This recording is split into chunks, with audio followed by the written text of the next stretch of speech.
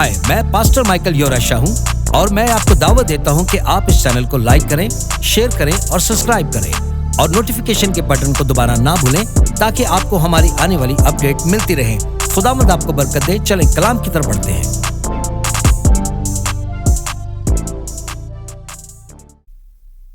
हमें खुदा के कलाम को कभी नजरअंदाज नहीं करना चाहिए।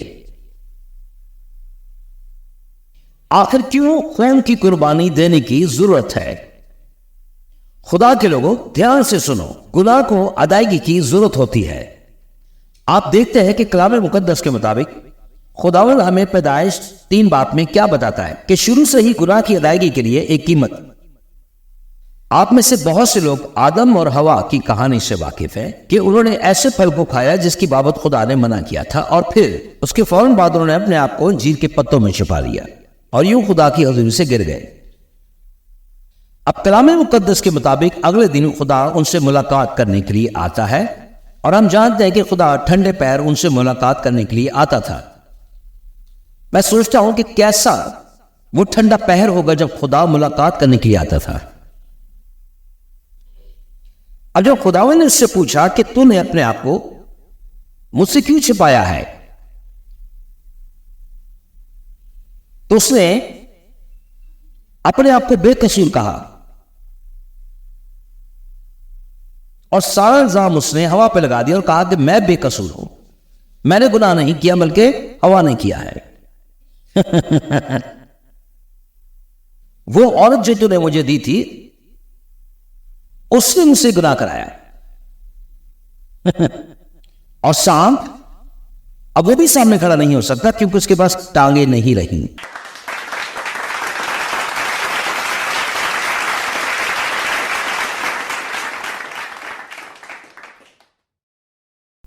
अब जब हम इस कहानी का मुताला करते हैं तो हम ये देखते हैं कि उन्होंने अपने आप को अंजीर के पत्तों में छुपाया है, मगर कलाम मुकद्दस के मुताबिक खुदा ने उन्हें जानवर की खालें पहनाई। हवा ने खाक का कोट पहना हुआ था। अब ध्यान से सुने, कोई भी जानवर बिना खून बहाए अपनी खाल नहीं उतार सकता। अब आप देखें कि इब्तिदा में ही गुनाह हुआ, ऐसी वक्त कुर्बानी की गई और खून भी बहाया गया, क्योंकि खून ही खुदा को मुतमिन करता है, क्योंकि मखलूक की जिंदगी खून में है कि माफी के बगैर या खून के बगैर गुनाह की माफी मुमकिन नहीं है। लिहाजा खून बहाने का आगाज तो इब्तिदा से ही है। कलाम मुकद्दस की इब्तिदा की बातों पर अगर आप ध्यान दें तो लिखा है जब गुनाह होता है तो उसकी कीमत होती है। और हम अपनी सोसाइटी में देखते हैं कि जब आप गुनाह करते हैं या कोई कानून तोड़ते हैं तो उसकी कीमत वाजिबुल अदा होती है, जैसे कि जुर्माना भरना या मेरी तरह टैक्स की अदायगी करना।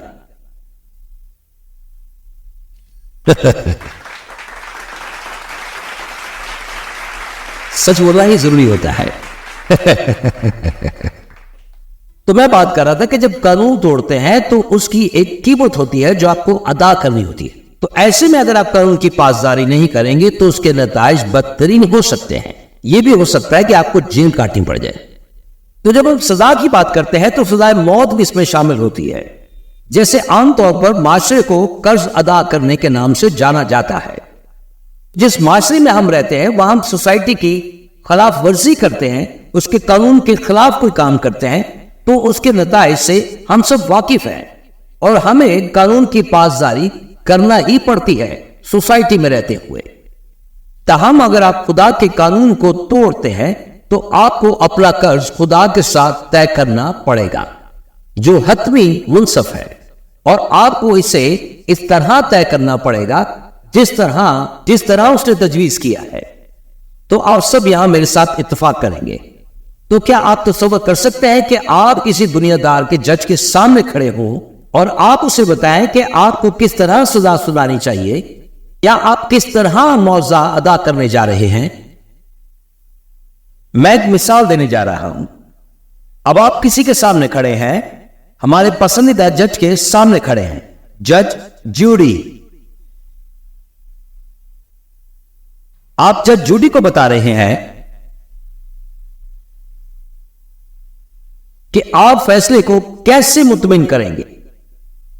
یہ بے وقوفی ہے، کیونکہ یہ جج کے مطابق ہونا چاہیے جیسا کہ وہ تجویز کرتے ہیں.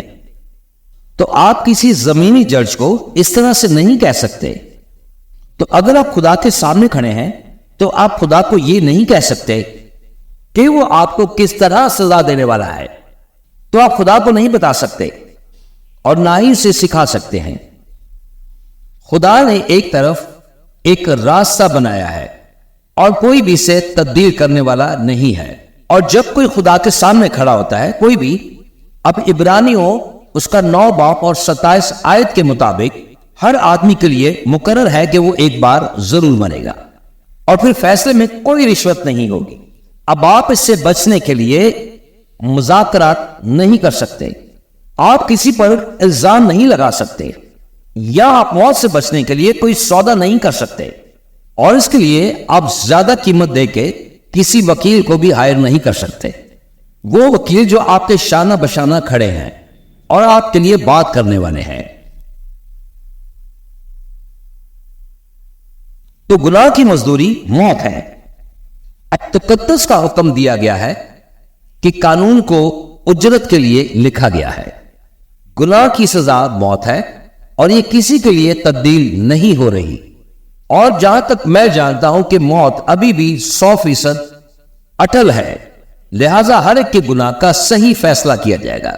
یا تو اب آپ توبہ کے ذریعے صلیب کے دامن پر ہو، یا جب بھی آپ کا نام اس جج کے فیصلے کے دن پکارا جائے. جیسے کہ ایک پرانا کمرشل تھا، جارج فورمین یا مائک ٹائسن میں سے کوئی بھی مجھے ادا کرے یا بعد میں ادا کرے.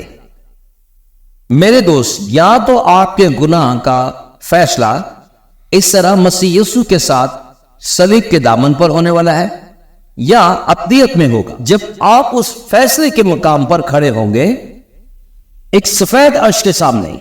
میں آج یہاں پر آپ لوگوں کی حوصلہ افزائی کرنا چاہتا ہوں. میں آپ کو ڈرانا نہیں چاہتا اور کہوں گا کہ آپ اپنا مقدمہ قیامت سے پہلے ہی نپٹا لیں. ایسا نہ ہو کہ آپ کو بہت زیادہ دیر ہو جائے. اور میں دوبارہ دہراؤں گا کہ آدمی کے لیے ایک بار مرنا مقرر ہے. اب ہم اس پر بات کر چکے ہیں. یہودا میں کئی بار خدا کے کلام میں 2 فیصلوں کے بارے میں بات کی گئی ہے. مثلا پہلی بیک سیٹ ہے جو ایک ایوارڈز کی ضیافت ہے. جہاں آپ جاتے ہیں ان کے پاس ایک بیم ہوتا ہے، وہ اسے پرانے ایتھلیٹکس گیم میں بیم کو سیٹ کہتے ہیں. جب آپ ریس دوڑتے ہیں تو آپ نے تاج جیتا تھا. آپ جج کے پاس گئے تھے اور اس نے تاج پہنایا تھا. آپ کا کہنا ہے کہ یہ ایمانداروں کے لیے ہے. ہم بیک سیٹ پر جاتے ہیں اور انعام کے طور پر اپنا تاج وصول کرتے ہیں. لیکن بے دین کے لیے یہ راستہ نہیں ہے، بلکہ اس کے لیے وہ آخری کڑی ہے، آخری فیصلے کا راستہ.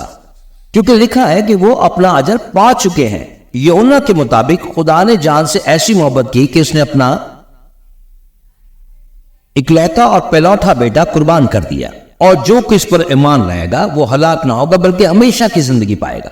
لیکن اگر آپ آیت 18 کو پڑھتے ہیں تو یہ ان لوگوں کے لیے کہتا ہے جو ایسا کرتے ہیں. یقین نہیں ہے کہ سب کا فیصلہ کیا جاتا ہے اور خدا کی میز پر صرف ایک ہی معافی ہے. اور اگر بار بار آپ خطا کرتے ہیں اور معافی مانگتے ہیں اور اگر آپ کی معافی مسترد ہو جاتی ہے تو یہ ٹھیک ہے، مگر معروسی گناہ کی معافی صرف ایک ہی ہے اور وہ ہے مسیح یسوع. اور مسیح یسوع کے خون میں ہماری نجات ہے اور ہماری معافی ہے. اب جانور کے خون سے معافی نہیں ہوگی بلکہ مسیح یسوع کے خون سے معافی ہوگی. اور اگر آپ اس بات پر یقین رکھتے ہیں کہ مسیح یسوع آپ کا نجات دہندہ ہے اور اس نے گناہوں کے لیے خون بہایا ہے تو خدا یسوع مسیح کے نام سے کہیں آمین، ہاللویا. ہائے، میں پاسٹر مائیکل یورشا ہوں اور میں امید کرتا ہوں کہ آج آپ نے اس چھوٹے سے پیغام سے بہت برکت پائی ہے. اور میں چاہتا ہوں کہ مسیح کا یہ پیغام پوری دنیا میں پھیلانے کے لیے آپ ہماری مدد کریں. اس چینل کو لائک کریں، شیئر کریں، سبسکرائب کریں اور نوٹیفیکیشن کے بٹن کو پریس کرنا نہ بھولیں. اور آخر میں گزارش کروں گا کہ یہ کلام آپ اپنے دوستوں اور خاندان کے ساتھ بانٹنا نہ بھولیں. یسوع جلد آ رہا ہے. آمین.